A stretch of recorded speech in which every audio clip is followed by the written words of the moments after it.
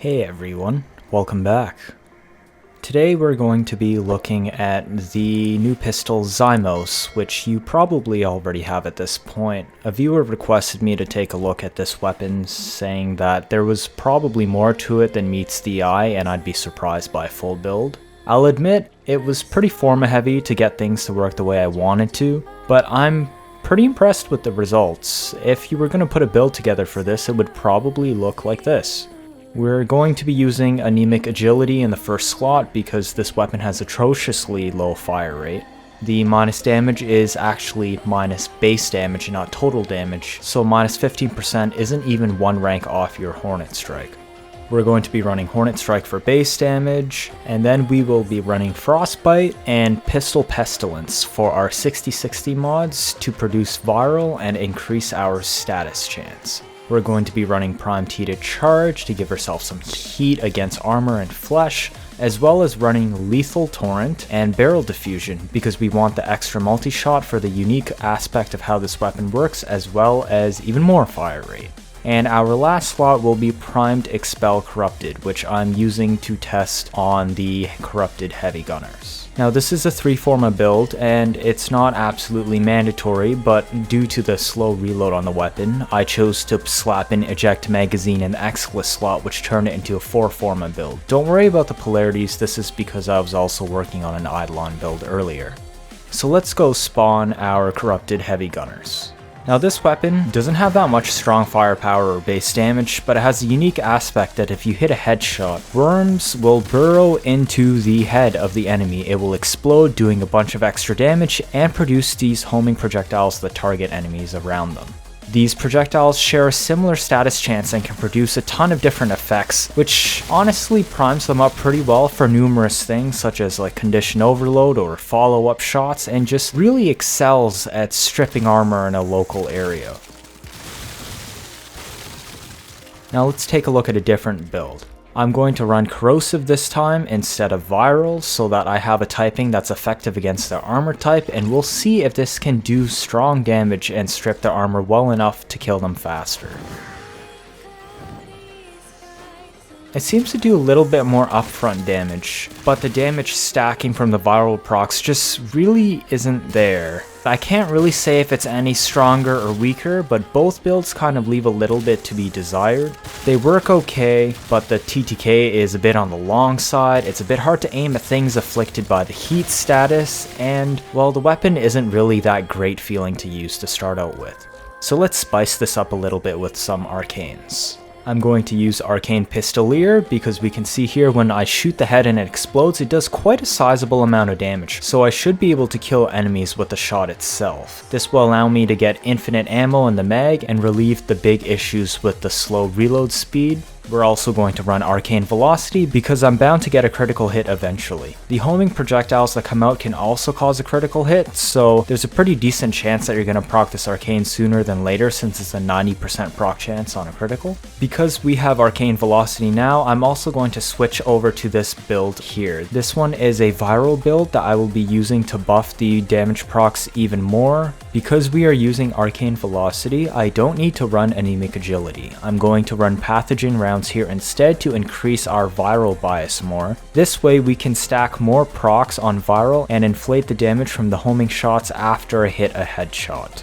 We're going to spawn the enemies one more time here for another test. And this time by setting up my Arcane Pistolier with 2 shots on the first heavy gunner. Now I have infinite ammo in my mag, and my velocity easily triggers after a little bit, and now I can just spam my shots. You can take full advantage of the higher fire rate because you have an infinite mag. Now let's look at a build synergy. So I chose Wisp for this test because she has an interesting ability that associates very well with the unique aspect of this weapon. Her Breach Surge ability causes enemies to release surge sparks when they're damaged. This has a pretty wide AoE range. In this case, this would include the homing projectiles from a headshot of the Zymos. This is a generic Wisp build here that's used for other purposes, but I'm just going to show you how her Breach Surge interacts with the Zymos. So here I'm going to spawn the enemies again and cast my 3. Now I'm going to shoot it in the head once, And you'll see the amount of viral stacks that I have here is fueling the extra damage from her 3, but it's actually radiation, which doesn't even get a damage multiplier against the armor type, yet it's still enough to kill this heavy gunner with just one shot to the face. Now let's test this again, and this time let's see what I can do if I try to synergize all of this together with their 3 and the Arcane Velocity as well as Pistolier. You can see they take a lot of damage immediately, and I can already use my Zymos to its maximum potential and start spamming shots, and it instantly just erases all 8 heavy gunners.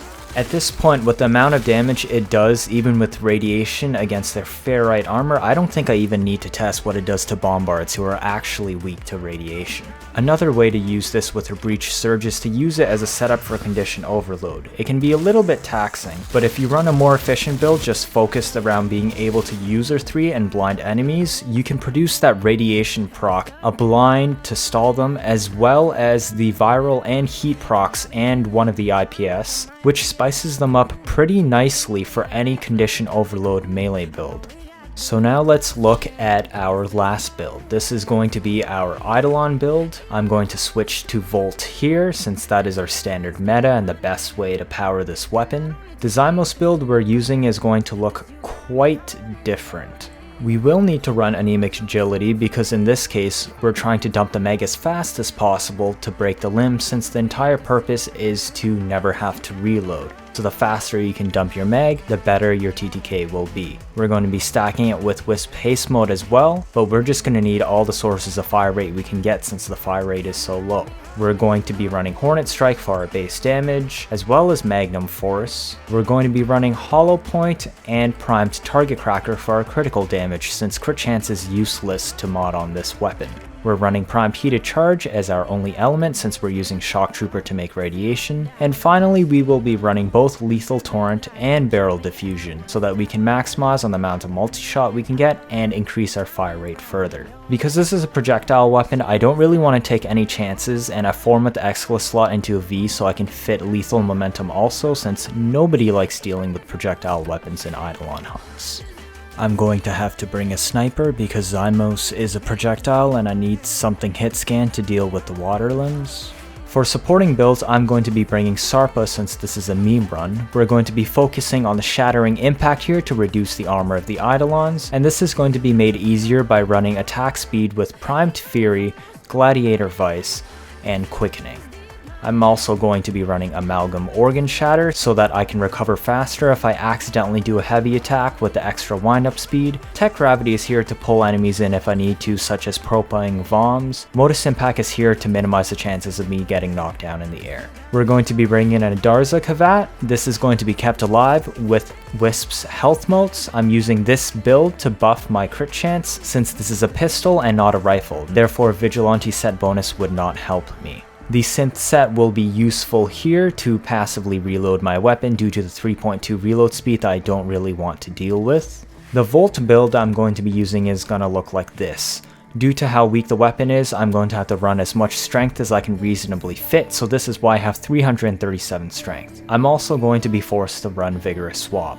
Now for our Arcanes, I'm running Arcane Precision, but why rank 4? Well, in a 6x, limb rotations take less than 18 seconds. Arcane Precision is one of the Arcanes you cannot refresh. This means I must wait for it to fully expire before I can set it up again. Since this lasts 18 seconds long and rotations are shorter than this, it's going to reach a point where I have to push the proc later and later into my rotation to the point that I can't even set it up in time before the shield drops and I need to break the limb. Therefore, we stick to rank 4 so that the Arcane is always expired and ready for me to set back up in my next rotation.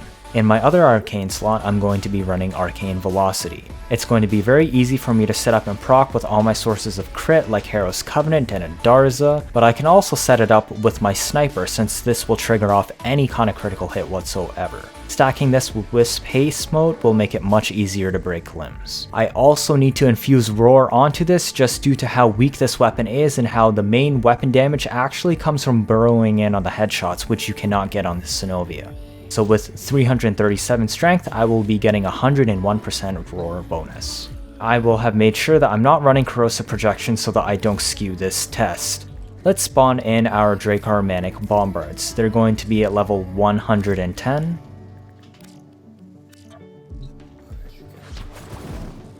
Here I'm going to set up my Roar and Shock Trooper and then shoot them in the head to set up my Arcane Precision and Velocity. Now I'm going to place my shield and proc Vig Swap and shoot at the thigh, and you'll see I can kill them pretty fast, but it's not super fast, so this is a little bit of a concern to me as it's entirely reliant on me having the crit buff up that I had here. This crit buff is supposed to simulate Hero's Covenant, where in a real scenario I'm probably going to have the Adarza buffs up as well, which should push me above 100% crit chance, but it's really hard to say where this will go since I can't run Arcane Avenger like I usually do, as I'm forced to run Arcane Velocity to make up for the abysmal fire rate and Arcane Precision to stack the base damage further. This weapon also has a 0.5 dispo, so don't even think about getting a Riven for this. That's all the builds for today. Honestly, I'm probably going to try and see how this goes in a run, so look forward to that. See you all next time.